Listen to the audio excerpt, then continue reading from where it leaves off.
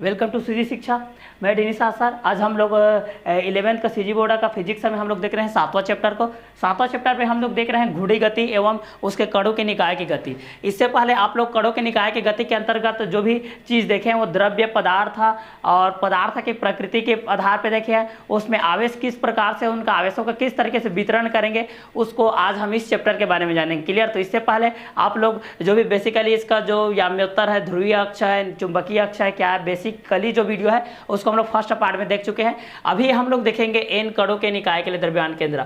निकाय उसको बोलते हैं जहां पर एक से अधिक कण मौजूद होते हैं, वहां पर निकाय बन जाता है। ठीक है, आप जहां पर बैठे हैं, अगर आप वहीं पर बैठे हैं, आपका वहां पर बैग है, बैगेज है और आसपास पे बहुत सारी चीजें हैं जो आप एक साथ इकट्ठा करके बैठे हैं, तो आपका निकाय बन जाएगा। क्लियर? तो उसी कारण हम लोग एन कणों के निकाय के अंतर्गत इस चीज को हम लोग देखेंगे। चलिए, तो इससे पहले जो न्यूक्लियस होती है, वास्तव में जो नाभिक क्या होती है, इस नाभिक को लेकर के आपको चलना पड़ेगा। तो चलिए बेसिकली हम नाभिक के बारे में थोड़ा सा देखते हैं, फिर आगे बढ़ते हैं एन कणों के निकाय के तक। तो जैसे कि ये आप लोगों का एक निकाय है, यहाँ पर निकाय की गणना करते हैं हम लोग। यहाँ पर देखिए एक और यहाँ पर एक सर्कल नाउ इस तरीके से। चलिए, यहाँ पर सेंटर पॉइंट पे आपका क्या रहता है, न्यूक्लियस रहता है। सेंटर पॉइंट पे यहाँ पर आपका क्या रहता है, न्यूक्लियस। यहाँ सेंटर पॉइंट में आपका न्यूक्लियस हो गया। ठीक है, इस सेंटर पॉइंट में आपका क्या है, न्यूक्लियस है। यहाँ पर आपका सेंटर पॉइंट में न्यूक्लियस है। यहाँ पर दो कण मौजूद रहते हैं, दो पार्टिकल्स मौजूद रहते हैं। इन दो पार्टिकल्स के बेस में हम लोग देखेंगे तो उसका नामकरण करते हैं भाई। ठीक है, तो पहला ये जो आपका नाभिक है भाई, इसके अंदर का दो आपका पार्टिकल रहता है, दो कण मौजूद रहते हैं। ठीक है, ये आपका नाभिक हो गया। इसमें दो कण मौजूद होते हैं, जिसमें से पहला को हम लोग बोलते हैं प्रोटॉन जो कि पॉजिटिव चार्ज रहता है। दूसरा को बोलते हैं हम लोग न्यूट्रॉन, जो कि अनावेशित रहता है। इसमें किसी प्रकार का कोई चार्ज नहीं होता, ये अनावेशित रहता है, ये आपका अनावेशित रहता है। क्लियर? इसके चारों तरफ इलेक्ट्रॉन चक्का लगाते हैं।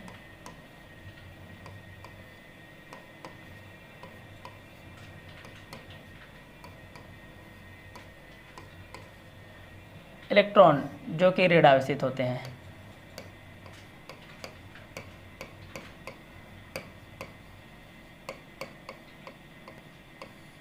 इलेक्ट्रॉन जो कि ऋण आवेशित होते हैं, प्रोटॉन जो कि धन आवेशित होते हैं, और न्यूट्रॉन जो कि अनावेशित होते हैं।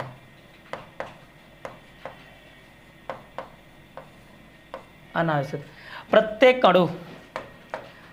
जो अणु है भाई, प्रत्येक जो अणु है इस तरीके से, प्रत्येक जो अणु है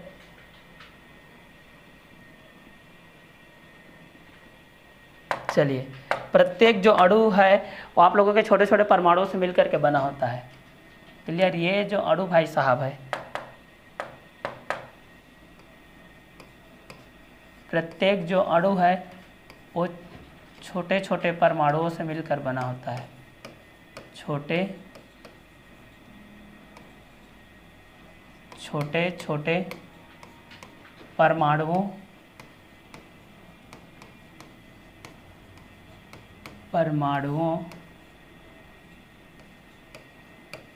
से मिलकर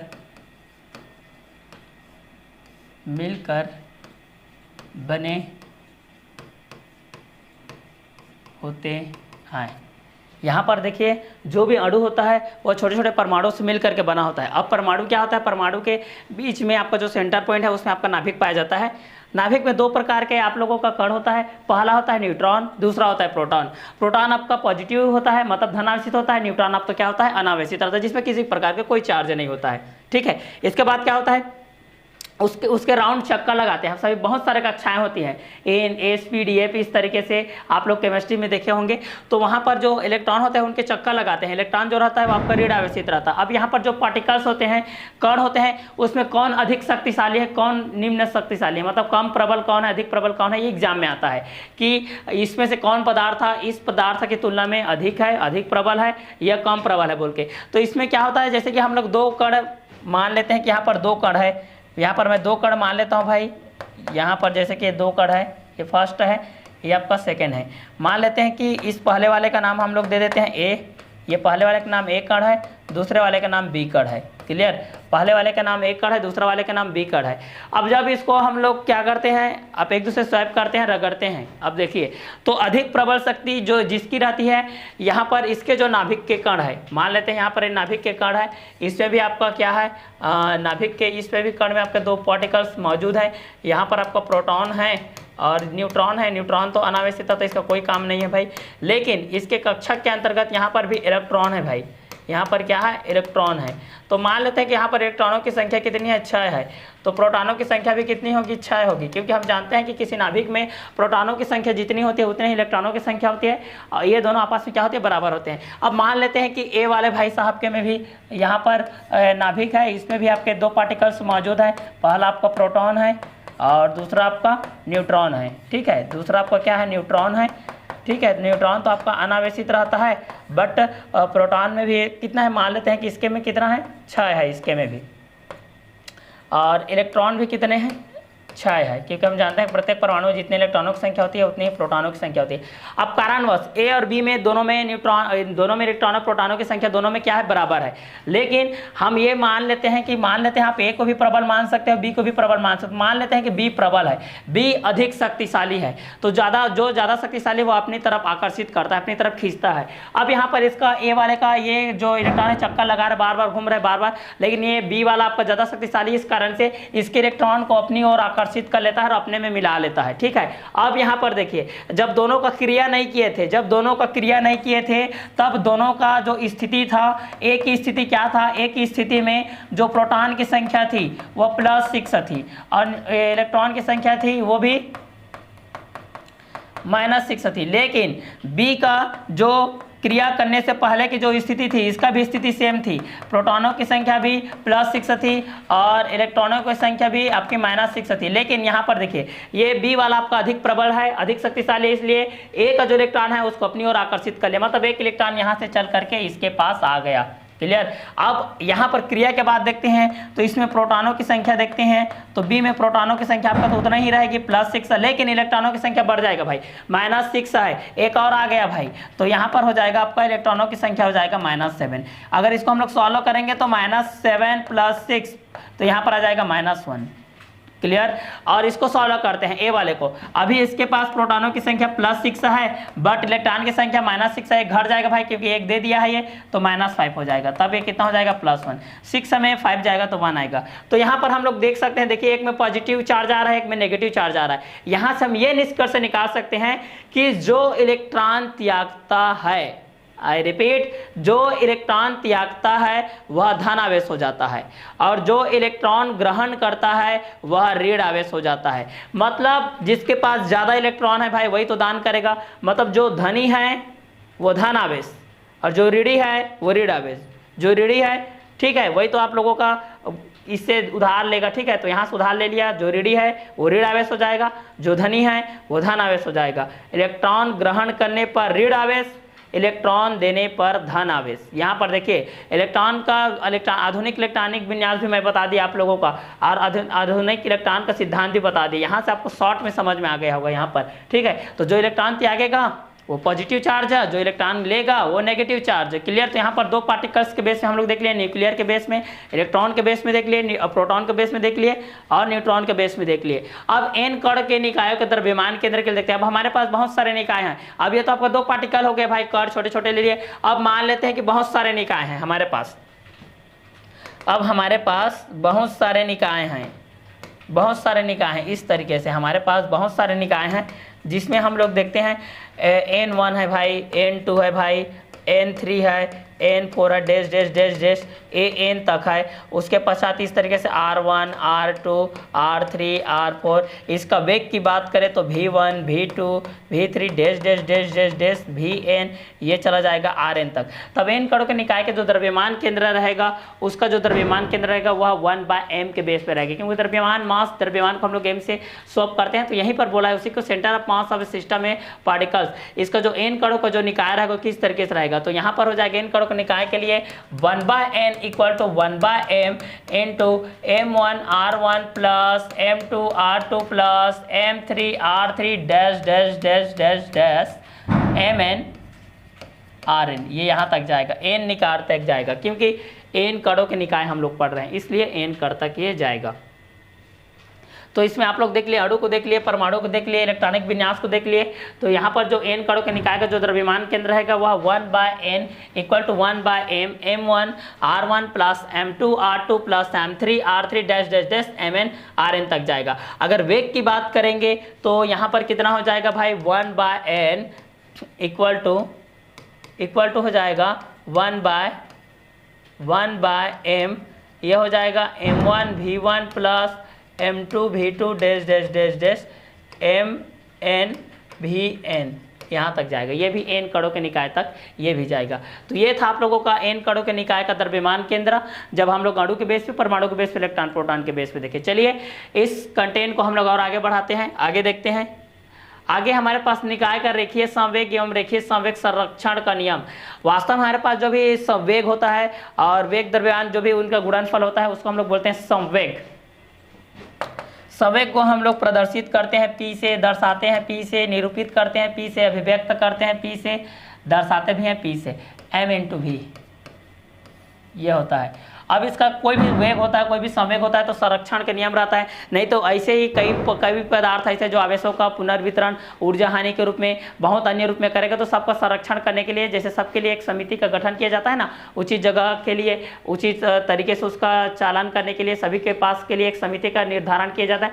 उसी प्रकार से निकायों के भी, निकायों में उपस्थित जितने भी वेग रहते हैं, संवेग रहते हैं, द्रव्यमान रहते हैं, उनको भी अच्छे तरीके से उनका पुनर्वितरण करने के लिए उनका संरक्षण किया जाता है। तो यहाँ पर हम लोग संरक्षण कर रहे हैं रेखीय संवेग एवं रेखीय संवेग संरक्षण के अधिनियम के तहत, इसको हम लोग इसका संरक्षण करते हैं। सभी में जैसे कि नियम बनते हैं, कानून बनते हैं, हमारे पास संविधान है, अच्छे से उसको सुचारू रूप से चलाने के लिए, उसी प्रकार इन संवेगों को फिजिकली, भौतिकी विज्ञान में अच्छे से सुचारू रूप से चलाने के लिए, उनके जितने भी भौतिक अवस्था हैं उनको अच्छे तरीके से चलाने के लिए इनका संरक्षण किया जाता है। तो निकाय का रेखीय संवेग एवं रेखीय संवेग संरक्षण का हम लोग नियम को देखेंगे। तो यहाँ पर आप लोगों के पश्चात भी यहाँ पर जो द्रव्यमान के बेस पे आएगा भाई, एम के बेस पे, तो वहां पर सेम जो अभी मैं मेथड बताया वही रहेगा भाई आपका, m1 r1 plus m2 r2 plus m3 r3 plus dash dash dash dash dash mn rn तक जाएगा। और ये अगर r1 के लिए देखेंगे, r2 के लिए देखेंगे, x के बेस पे देखेंगे, तो इसको हम लोग देख सकते हैं y के बेस पे देखेंगे, तो फिर भी p के लिए देखेंगे तो m1 v1 m2 v2 plus m3 v3 plus dash dash dash mn vn, इस तरीके से इसके लिए जाएगा। जब निकाय के रेखीय संवेग में रेखीय संवेग के संरक्षण के अधिनियम के तहत हो जाएगा तो इस तरीके से इसको बढ़ाते हैं, आप लोग आगे सॉल्व कर सकते हैं। इसकी बेसिकली जानकारी के रूप में क्लियर जो अभी अभी किए हैं वही है, इसी के बेस पे है आप लोगों का। तो द्रव्यमान संरक्षण के नियम के अंतर्गत में आप लोग निकाय के रेखीय संवेग एवं रेखीय संवेग संरक्षण के नियम के बेस पे आप लोग इसको देख लें। इसमें फार्मूला जो है P equal to m into v, इसको आप लोग याद रखें, बाकी को आप लोग 1 बाय 1 करके 1 2 3 4 5 6 7 8 9 बोल के इसको आगे आप लोग बढ़ा सकते हैं। चलिए आगे का कंटेंट को देखते हैं हम लोग। अब इसमें हम लोग देखते हैं द्रव्य केंद्र की स्थिति। वास्तव में जो द्रव्य होती है, द्रव्य की प्रकृति किस तरीके से होती है, द्रव्य में कण कौन कौन से होते हैं, उसकी मौजूदगी किस किस तरीके से होती है, इसमें आप लोगों का जो मोशन होता है, जो गति होती है, वो सेंटर में किस तरीके से मास पर इफेक्टिव डालती है, उस चीज़ का हम लोग देखेंगे। तो यहाँ पर आप डायग्राम में देख ही रहे हैं, यहाँ पर आप लोगों का एक्सिस है, यहाँ पर त्रिविमीय आकाश में है, यहाँ पर ठीक है 3 स्थिति में है, जिसकी स्थिति सदिश आपको दिया गया है x y z। यहाँ पर 3 एक्सिस दिया गया है, आपका 3 अक्ष दिया गया है। तो चलिए एक एक अक्ष के बारे में मैं 1 बाय 1 करके बता रहा हूँ। तो यहाँ पर देखिए त्रिविमीय आकाश,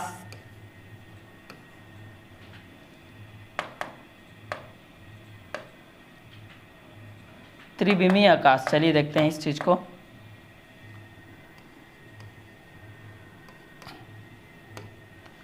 त्रिविमीय आकाश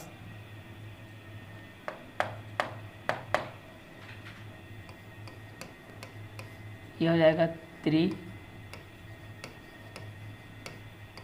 त्रिविमीय आकाश की तरह यहाँ 3 अक्ष, यहाँ 3 अक्ष,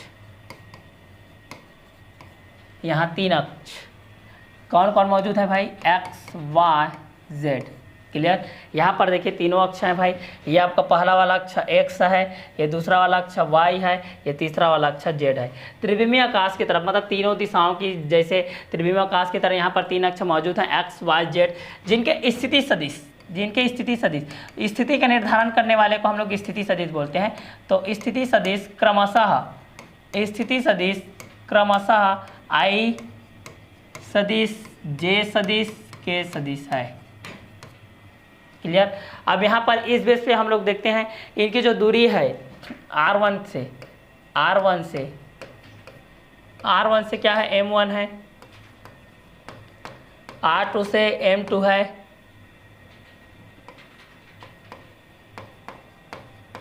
RCM से MCM है, और RN से MN है। इस तरीके से है। अब यहाँ मूल बिंदु O से हम लोग देखते हैं इस चीज़ को, मूल बिंदु O से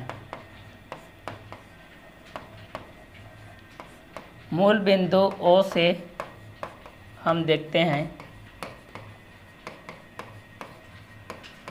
हैं कि अगर 1/m इक्वल टू आप लोगों का 1/n equal to M1 R1 plus M2 R2 plus dash dash dash Mn Rn। Now second condition के लिए देखते हैं 1/m equal to 1/n equal to M1 V1 M2 V2 plus dash dash dash Mn Vn। ये आपका तीसरे के base पे हो जाएगा, तीसरे गति के बेस पे ये चीज़ हो जाएगा। क्लियर। तो यहाँ पर जो कणों के निकाय के बेस पे हम लोग देखिए, मैं बहुत सारे पार्टिकल्स को इस तरीके से शो अप करके रखा हूँ। देखिए यहाँ पर जो पार्टिकल्स आप लोगों के यहाँ छोटे छोटे कणों के निकाय के रूप में इस तरीके से दिख रहा है, तो कण की भांति यहाँ पर इसको 1 बाय 1 करके एक एक करके देखते जाओगे तो ये छोटे छोटे कण के भांति दिख रहा है। देखिए ये जैसे व्हाइट कलर में मैं कुछ निकाय को किया हूँ, रिप्रेजेंट किया हूँ। देखिए ये व्हाइट बेस वाला जो कि इस कण से बड़े कण के रूप में कन्वर्ट हो रहा है, और छोटे कन्वर्ट के रूप में इस तरीके से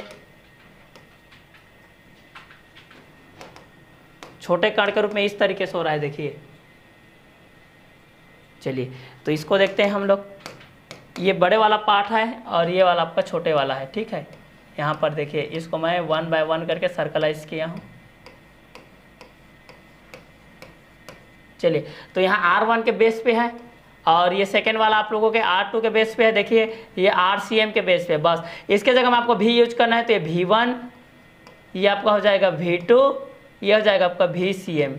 ठीक है, बस आपको R के जगह V यूज करना है और कुछ भी रहेगा उसको आप लोगों को 1 बाय 1 करके उसको करते जाना है। ठीक है, तो त्रिविमीय आकाश की तरह यहाँ पर तीन अक्ष x y z स्थिति सदिश क्रमशः I J K है, जहाँ से R1 से M1, R2 से M2, RCM से MCM और RN से Mn तक की दूरी को दिया गया है, जिसमें से मूल बिंदु O के सापेक्ष हम लोग देखते हैं कि 1/m equal to 1/n M1 R1 M2 R2 plus dash dash dash Mn Rn 1/n M1 V1 M2 V2 plus dash dash dash Mn Vn के तरफ जाएगा। अब यहाँ पर एक्सिस के बेस में हम लोग देखते हैं, तो जो एक्सिस होता है, एक्सिस रहेगा उसका राइट साइड जो रहता है पॉजिटिव के बेस पे रहता है, लेफ्ट साइड रहता है नेगेटिव के बेस पे रहता है। उसी प्रकार अप साइड आप लोगों का पॉजिटिव के बेस पे रहता है, नीचे साइड डाउन साइड आपका नेगेटिव के बेस पे रहता है। कोई भी आप लोग कोऑर्डिनेशन में भी आप लोग देखे होगा, कोऑर्डिनेशन के तहत आप लोग ये भी चीज़ देखे होंगे, प्लस माइनस दोनों जब प्लस प्लस होते हैं तो फर्स्ट कोऑर्डिनेट के अंतर्गत आते हैं। जैसे यहाँ पर मैं इस चीज़ को बता रहा हूँ, जैसे कि फर्स्ट के बेस पे आएंगे, जैसे कि यहाँ पर आ जाएंगे। ये देखिए यहाँ पर शॉर्ट में मैं बता दे रहा हूँ, इसका नॉलेज भी होना जरूरी है।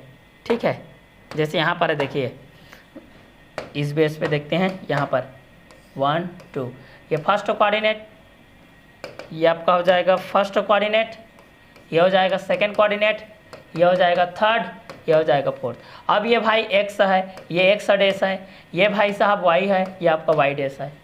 क्लियर, फोकस कीजिए यहाँ पर।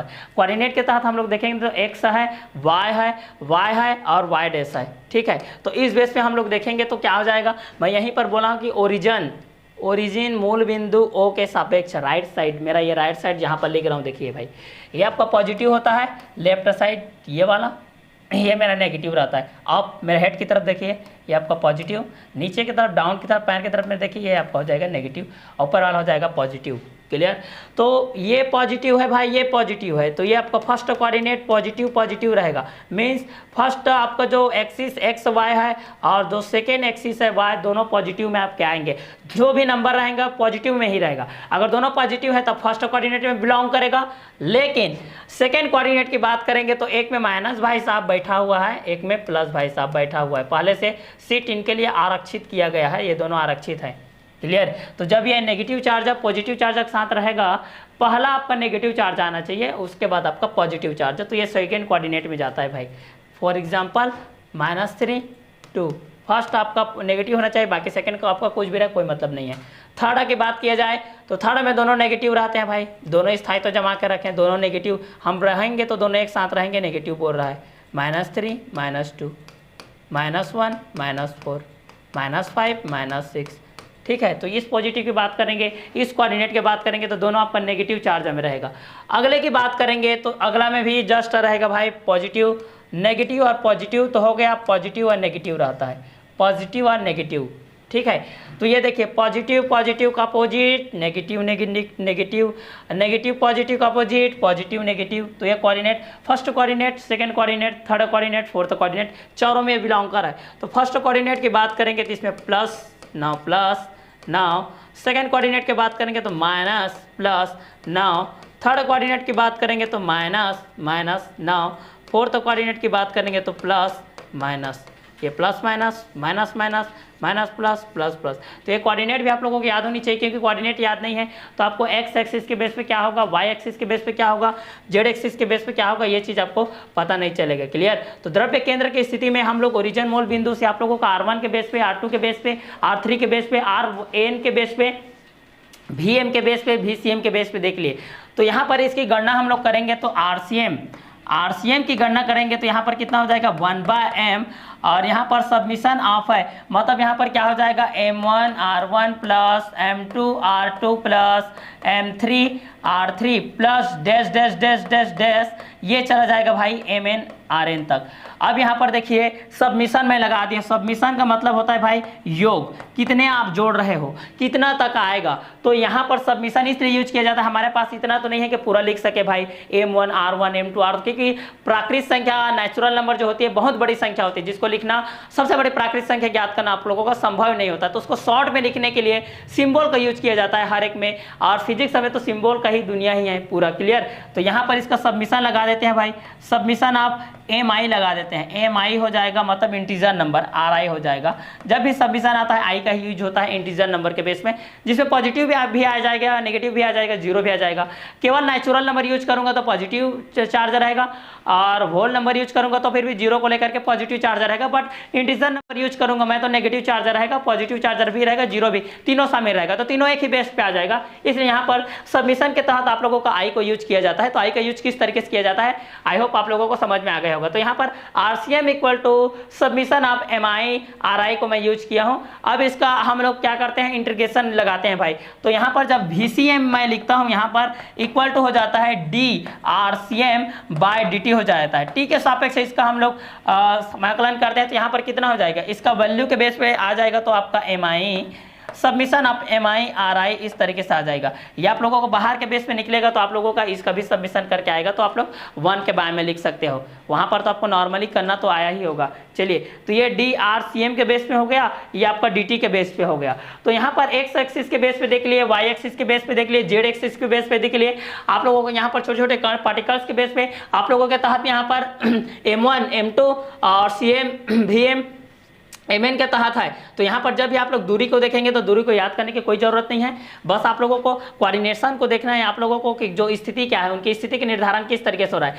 जब r के बेस पे होगा तो R1 R2 R3 dash dash dash Rn तक जाएगा, और RCM भी हो जाएगा। जब V के बेस पे देखोगे, वेग को अटैचमेंट करोगे उसके साथ, तो V1 V2 V3 V4 dash dash dash Vn तक जाएगा। और ये आप लोगों का एक्सिस के बेस पे रहेगा। एक्स एक्सिस के लिए यूज करोगे तो आपका जो स्थिति सदिश है, जो उसका प्लेस का जो निर्धारण कर रहा है, जो उसका निर्देशांक रूप है, वो आपका आई रहेगा। y के लिए करोगे तो j रहेगा, और जेड के लिए करोगे तो के रहेगा, इस चीज़ को याद रखना। आप लोग ऐसा यूज नहीं कर सकते कि आई भाई वाई में है और एक्स के लिए यूज कर रहे हो, एक्स आपका जे में है और ऐसा यूज कर, ऐसा नहीं चलेगा। जिसका स्थिति जिस पर है वो जिस स्थिति में है उसी स्थिति के निर्धारण करने के लिए आप लोगों को स्थिति निर्देशांक आई जे के यूज करना पड़ेगा, जो पार्टिकल के बेस पे रहेंगे। क्लियर? तो ये था आप लोगों की द्रव्य केंद्र की गति की स्थिति, जिसमें आप लोगों को वेग को बाय अटैचमेंट करके बता दिया, रेडियस को बता दिया और एक्सिस के बेस पे इसको त्रिविमीय आकाश के रूप में चारों तरफ राउंड राउंड करके मैं इसको बता दिया पार्टिकल्स के बेस में। डायग्राम इंपॉर्टेंट रहता है, विदाउट डायग्राम बनाओगे मार्क्स नहीं मिलेगा। एट फर्स्ट डायग्राम क्रिएट कीजिए, डायग्राम बनाना आ गया तो डायग्राम से रिलेटेड आप लोगों का ये डेरिवेशन सॉल्व हो जाएगा। तो डायग्राम को देखिए, एक्सिस को देखिए, उनके जो स्थिति निर्देशांक है उसको देखिए। क्लियर? फिर आगे ये सॉल्व हो जाएगा। क्लियर? आगे के बेस पे हमारे पास अब पिंड तो हो गया। अब दृढ़ पिंड का द्रव्यमान केंद्र। वास्तव में पिंड बहुत प्रकार के होते हैं, दृढ़ होते हैं, अदृढ़ होते हैं, समतल में होते हैं, रैखिक में होते हैं, लोलक में होते हैं। तो यहाँ पर बात किया जाएगा, आप लोगों का जो बात किया जाएगा वो है दृढ़ पिंड की। Centre of mass of rigid body, एकदम दृढ़ पिंड की बात किया जाएगी यहाँ पर। क्लियर? तो चलिए इस चीज के लिए भी हम लोग जो अभी अभी कंटेंट लिए थे त्रिविमीय आकाश के रूप में एक्सिस के बेस पे, उसी एक्सिस को हम लोग यूज करेंगे।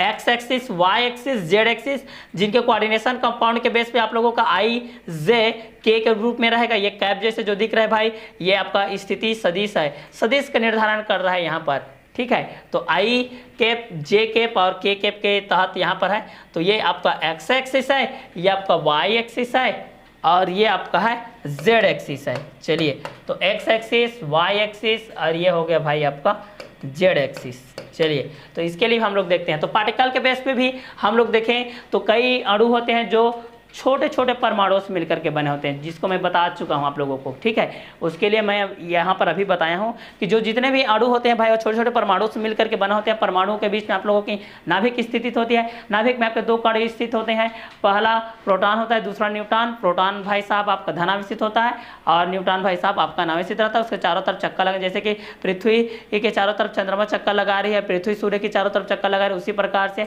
इलेक्ट्रॉन भी इनके क्या करते हैं, चक्कर लगाते हैं। ठीक है? तो यहाँ पर त्रिविमीय आकाश में फिर से हम लोग एक्स वाई जेड एक्सिस के बेस पे इस चीज को देखते हैं। तो चलिए इस चीज को कवर अप करते हैं हम लोग। तो पहला 3 अक्ष हमारे पास मौजूद है, 3 अक्ष है यहाँ पर हमारे पास। यहाँ पर 3 अक्ष है,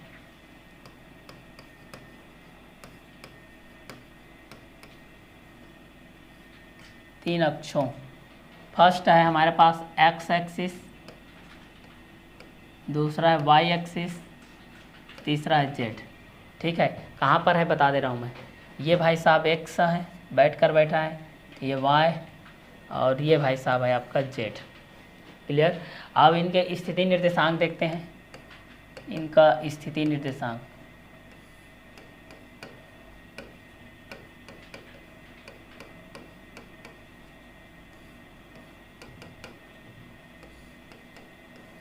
स्थिति निर्देशांक देखते हैं। तो एक्स का स्थिति निर्देशांक देखते हैं।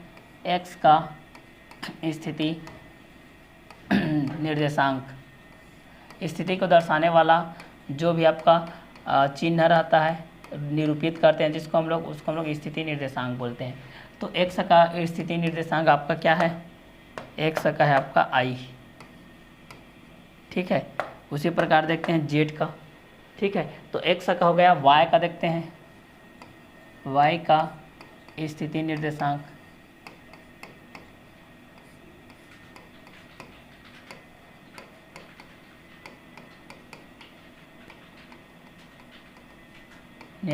आपका क्या हो जाएगा? वाई का हो जाएगा जे। अगला देखते हैं के वाले भाई साहब का, सॉरी जेड है ना।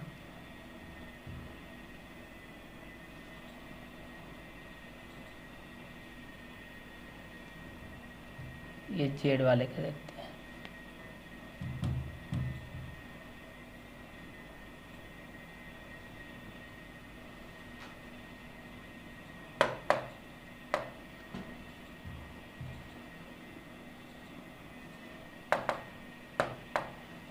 ये जेड वाले का देखते हैं। चलिए जेड का स्थिति निर्देशांक, स्थिति निर्देशांक। तो इसका हो जाएगा जेड वाले का आपका के हो जाएगा। चलिए, तो स्थिति तो देख लिए कहाँ कहाँ पर कौन कौन मौजूद है इस चीज़ को, ठीक है। तो यहाँ पर हमारे पास 3 अक्ष हैं जो कि त्रिविमीय आकाश के भांति विचरण कर रहे हैं यहाँ पर। तो एक्स हो जाएगा, वाई हो जाएगा, जेड हो जाएगा। एक्स एक्सिस का निर्देशांक आपका आई हो गया, वाई का जे हो गया और जेड का के हो गया। अब यहाँ पर पार्टिकल्स के बेस पे हम लोग देखेंगे तो मूल बिंदु को ले लेते हैं ओ, मूल बिंदु को ले लेते हैं तो ओ से आर दूरी पर, ओ से आर दूरी पर मूल बिंदु ओ से मूल बिंदु ओ से आर दूरी पर, मूल बिंदु ओ से आर दूरी पर एक बिंदु P है, एक बिंदु P है, एक बिंदु P है जिस पर द्रव्यमान केंद्र की स्थिति, जिस पर द्रव्यमान केंद्र की स्थिति, जिस पर द्रव्यमान केंद्र की स्थिति, केंद्र की स्थिति, केंद्र की स्थिति है आपकी P ब्रैकेट में x, y, z, P X Y Z है। और जहाँ से RCM के बेस पे देखा जाए तो RCM से MCM तक और कणों में मौजूद है आपका DM, ठीक है।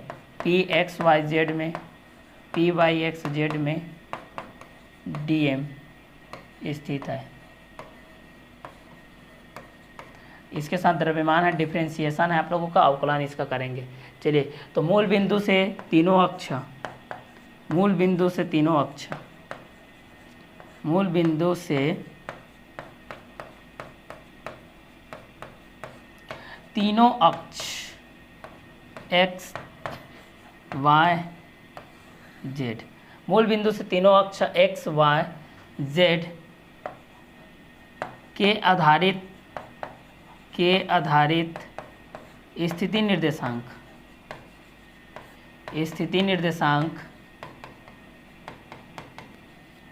x, y, z पर परिभाषित है आप लोगों का I, J, K पर। तब हम लोग एक एक करके यहाँ पर देखते हैं। x cm के लिए देखेंगे, पहला x cm के लिए देखेंगे। तो चलिए इसको मैं अंडरलाइन कर देता हूँ, x cm।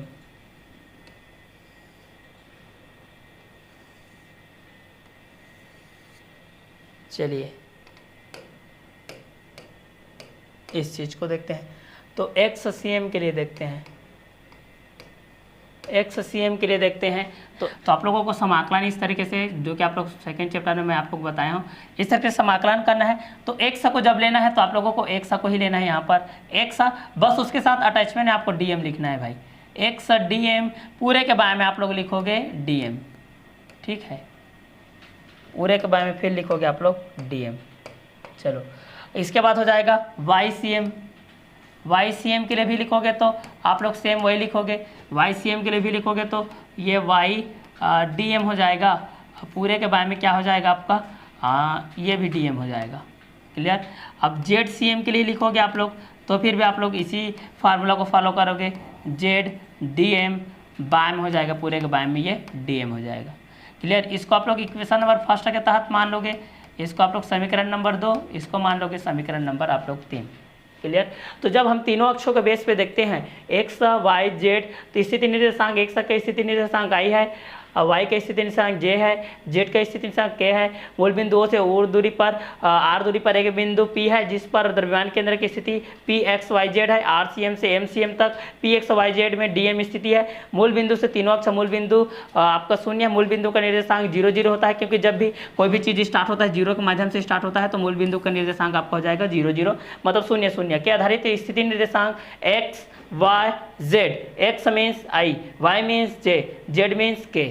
क्लियर। तो x संबंधित है भाई आपका i के साथ, y संबंधित है z के साथ, j के साथ, और z संबंधित है आपका k के साथ। तो इसी के बेस पे आपको जो महत्वपूर्ण बिंदु के बेस पे आप लोग दर्शाएंगे तो x cm equal to integration k x dm by पूरे के by dm, Y C M लोगे तो Y D M, Z C M लोगे तो जेड डी एम लोगे। क्लियर। अब इसको वाई बट्टे के रूप में आपको लिखना चाहोगे, जैसे कि स्थितिक निर्धारण को आप लोग छोटे छोटे कणों के बेस पे लेना चाहोगे, तो कणों के बेस पे लेना चाहोगे तो उसके बेस पे आप लोगों का क्या आएगा यहाँ पर देखिए। जब इस चीज़ को आप लोग इस तरीके से दर्शाना चाहोगे कि उसको बाय के रूप में दर्शाना चाहोगे, तब उसको मैं यहाँ पर बता रहा हूँ देखिए, तब उसके बेस पे आप लोगों के पास ये आ जाएगा, उसके बेस पे आप लोगों का ये आ जाएगा 1/1 एक्स हो जाएगा, ये हो जाएगा 1/y हो जाएगा, और एक और हो जाएगा 1/z हो जाएगा। आपका ये X D M by D M, ये हो जाएगा Y D M by D M, और ये हो जाएगा Z D M by D M. Formula वही रहेगा, बस बट्टे में आपको लेना है। तो ये दृढ़ पिंड के द्रव्यमान के अंदर के स्थिति के निर्देशांक के अंतर्गत में ये चीज़ आप लोगों का आ जाएगा। क्लियर। तो इस बेस पे आप लोग एक्स के बेस पे देखेंगे, एक्स एक्सिस के बेस पे देखेंगे, वाई एक्सिस के बेस पे देखेंगे, जेड एक्स के बेसिस के तहत देखेंगे, और वाई के बाद आप लोग जेड में देखेंगे, और एक्स को पहले देखिए। अगर आप लोग जेड को भी पहले देखना चाहेंगे कोई दिक्कत नहीं है, लेकिन आप मूवमेंट करेंगे तो इस तरीके से क्लॉकवाइज करेंगे। क्लॉकवाइज जैसे घड़ी की सुई चलती है ना भाई, क्लॉकवाइज चलती है, वैसे ही आपको मूवमेंट करना है इस तरीके से। एंटी क्लॉकवाइज नहीं जाना है भाई। यहाँ पर एंटी क्लॉकवाइज को मैं क्रॉस कर दे रहा हूँ, क्लॉकवाइज को राइट कर दे रहा हूँ, आपको क्लॉकवाइज चलना है। क्लियर। चलिए, तो ये द्रव्यमान केंद्र की स्थिति के बेस में ये चीज़ आप लोगों का हो जाएगा। ठीक है। तो जब भी एक्स के बेस से चलोगे तो एक्स से जेड, जेड से वाई चलोगे, और जब जेड से चलोगे तो जेड से वाई चलोगे, वाई से एक्स चलोगे, फिर एक्स से वाई, एक्स से जेड, जेड से आप लोग वाई की तरफ चलोगे, मूवमेंट करते जाओगे। लेकिन कभी भी आपको वाई से जेड, जेड से एक्स की तरफ आपको नहीं चलना है, 1/1 करते हुए चलना है। क्लियर। तो अक्षों के बेस पे इस चीज़ को हम लोग देख लिए। चलिए एक्स वाई जेड के बेस पे चलिए यहाँ पर एक जो कोऑर्डिनेशन कंपाउंड के तहत है उस चीज़ को हम लोग यहाँ पर एक चीज़ को देखते हैं। तो यहाँ पर आप लोगों के ग्राफिकल निरूपण करके मैं यहाँ पर बता दे रहा हूँ। देखिए, ग्राफिकल निरूपण आप लोगों को आना चाहिए, क्योंकि बहुत काम आएगा आगे चल के, फिजिक्स, केमिस्ट्री, मैथमेटिक्स सभी में ये काम आता है। ठीक है। तो यहाँ पर ग्राफिकल निरूपण हम लोग करेंगे इस बेस पे। तो यहाँ पर जो एक्सिस रहता है, एक्सिस का निर्धारण करना बहुत ही जरूरी होता है। ये आपका एक्स एक्सिस है ना, ये आपका एक्स भाई साहब है, एक्स एक्सिस है, और ये आपका माइनस एक्स, ये आपका वाई है, ये आपका वाई एक्सिस, और ये आपका माइनस वाई एक्सिस। क्लियर। अब यहाँ पर देखते हैं पॉजिटिव के बेस पे देखते हैं भाई,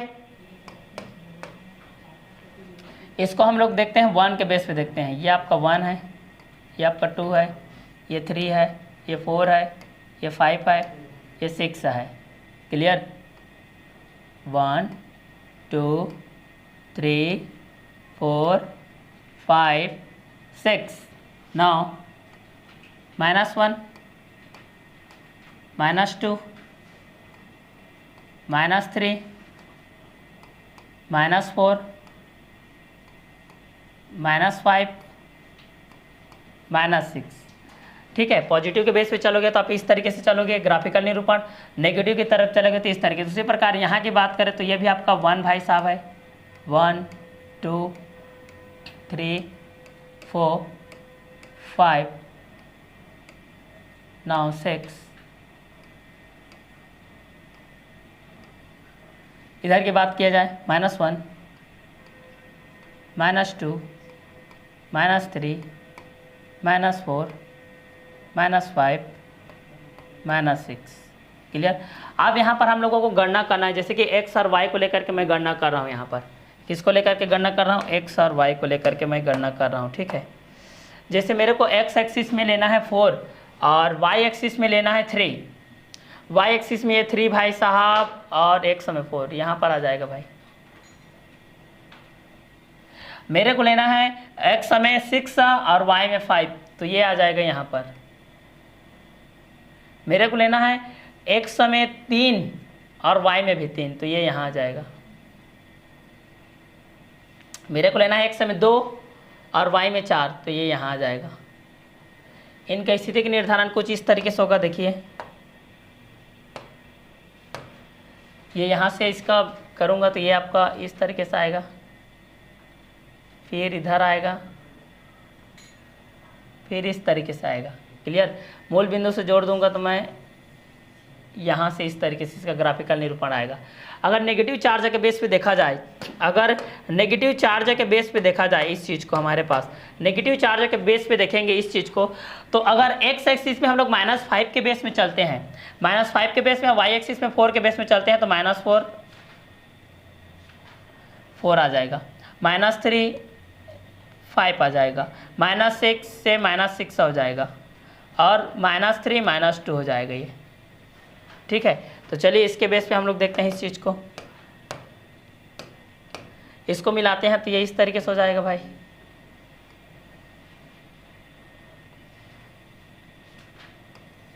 ये इसका ग्राफिकल निरूपण इस तरीके से हो जाएगा। ठीक है, ये तो 2 एक्सिस के लिए हो गए। तीसरे के लिए मैं देखता हूँ, तीसरे के लिए मैं देखूंगा तो ये इस तरीके से हो जाएगा। जैसे कि मेरे को चाहिए 4 और -4, तो यहाँ पर आ जाएगा 4 और चाहिए -4, तो यहाँ पर आ जाएगा, और 5 और चाहिए 6, -5 और 6, तो यहाँ आ जाएगा, -3 और 3 चाहिए तो यहाँ आ जाएगा भाई, और 5 और 2 चाहिए, 5 और -2 चाहिए तो यहाँ आ जाएगा, और 3 और -6 चाहिए तो यहाँ आ जाएगा। इसका ग्राफिकल निरूपण देखेंगे तो कुछ इस तरीके से बनेगा। देखिए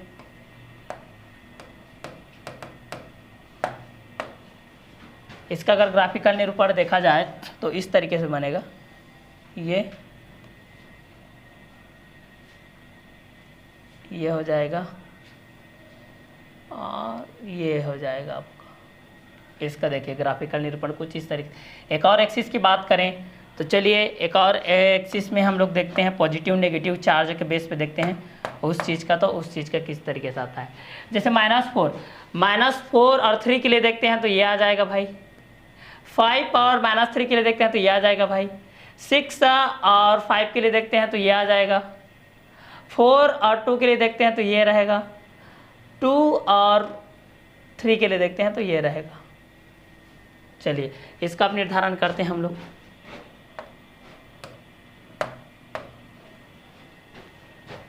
इसका निर्धारण करेंगे तो कुछ इस तरीके से होगा।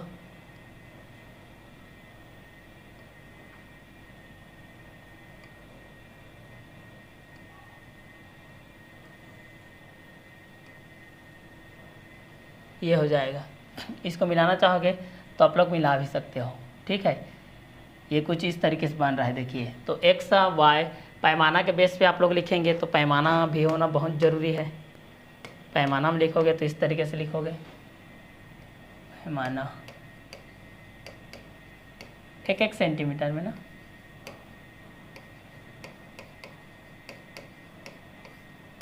पैमाना एक्स अक्ष में 1 सेंटीमीटर बराबर 1 खाना।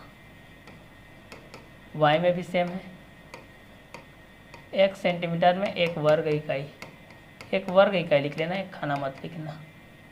ठीक है, 1 वर्ग इकाई लिख लेना।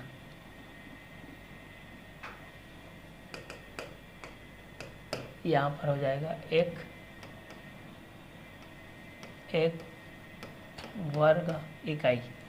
तो ये आप लोगों का एक्सिस रहेगा निर्देशांक ज्यामिति के तहत। ये आप लोगों का निर्देशांक ज्यामिति के तहत रहेगा, एक्स वाई जेड के बेस पे रहेगा। क्लियर? तो इस तरीके से आप लोग इसको दर्शाओगे, इस तरीके से इसका दिशा निर्देशांक करोगे और दिशा निर्धारण भी करोगे, जो कि एक्स और वाई और जेड के बेस पे ये रहेगा। तो एक्स वाई जेड के बेस में कोऑर्डिनेशन कंपाउंड के तहत आप लोग इस चीज़ को करोगे। क्लियर? तो नेक्स्ट वीडियो लेक्चर में इसके आगे का कंटेंट को देखते हैं हम लोग। तब तक के लिए अभी का क्लास हम लोग ओवर करते हैं। तब तक के लिए okay, bye, have a nice day.